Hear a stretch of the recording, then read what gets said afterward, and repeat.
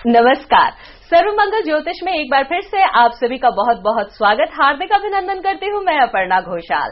पति पत्नी के बीच में तनाव, मनमुटाव, दुराव, झगड़े, ये सब कुछ जब होते हैं तो फिर उससे कैसे बचा जाए। आज के इस स्ट्रेस भरे दौर में ऐसा होना एक आम बात है, लेकिन क्या लाल किताब के उपाय हमें इन सब से बचाते हैं? क्या अगर कुंडली में दो शादियां हों तो फिर कुछ ऐसे उपाय हैं जो कि 2 शादियां करने से हमें रोक सकते हैं? चलिए आज इसी विषय पर करते हैं विस्तार से बात, और लाल किताब में इसके सहज उपायों के जानने के लिए हमारे साथ स्टूडियो में हमारे बीच मौजूद हैं जाने माने लाल किताब के एक्सपर्ट श्री देवेंद्र कुमार मखीजा। आपका भी बहुत बहुत स्वागत है हमारे कार्यक्रम में। नमस्कार। दर्शकों, अगर आप भी कॉल करना चाहते हैं अभी इसी समय हमारे स्टूडियो के नंबर्स पर आप कॉल कर सकते हैं। नंबर्स हैं आपके लिए 42829118, 42829220। आप सभी के लिए डायलिंग कोड है 0120। अगर आप सर्व मंगल ज्योतिष में अपॉइंटमेंट लेना चाहते हैं तो उसके लिए आप SJ टाइप कीजिए, अपना date of birth, time, place लिखिए, अपना नाम लिखिए और उसे भेज दीजिए 53030 पर।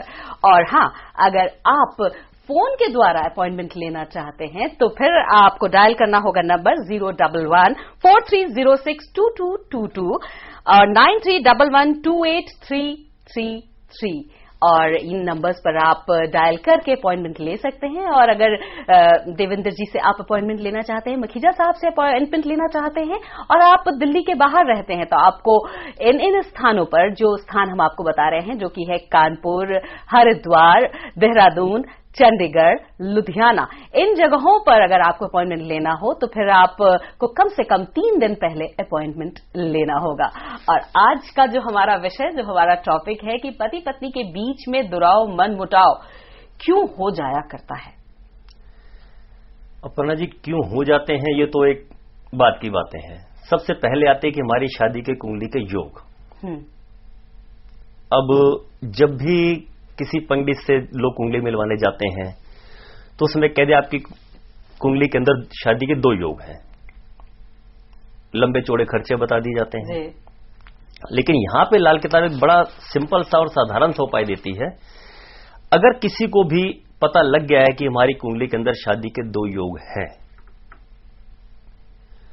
तो एक ही इंसान से 2 बारी फेरे लेना, बड़ा सिंपल सा उपाय है ये।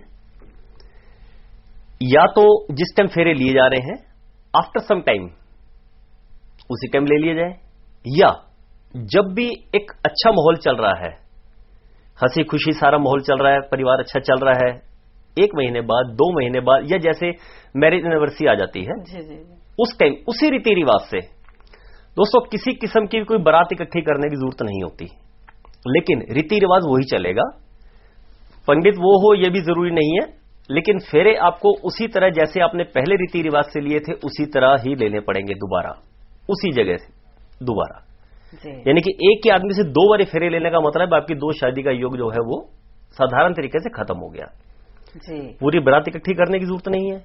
माता पिता लड़के के बैठे, पंडित कोई भी हो, दोबारा उसी रीति रिवाज से शादी करवा दे एक बारी, तो ये योग आने की नौबत ही नहीं आती।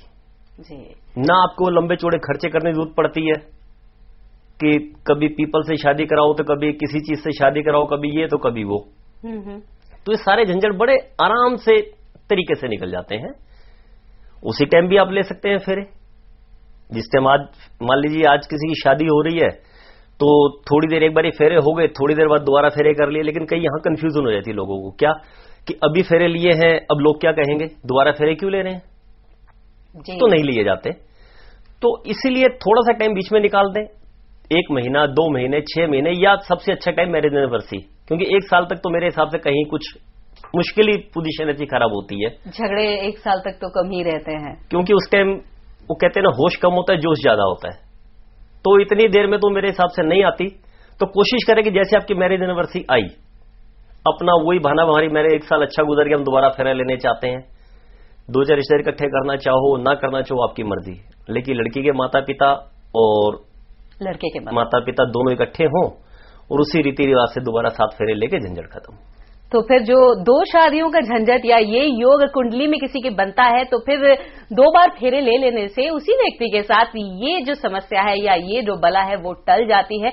और एनिवर्सरी, मैरिज एनिवर्सरी इसका सबसे सही समय होता है। और पहली शादी की सालगिरह हो और दोबारा फेरे ले लिए जाए तो क्या बात है कि मजाल है जो आपकी शादी टूट जाए। और इस समय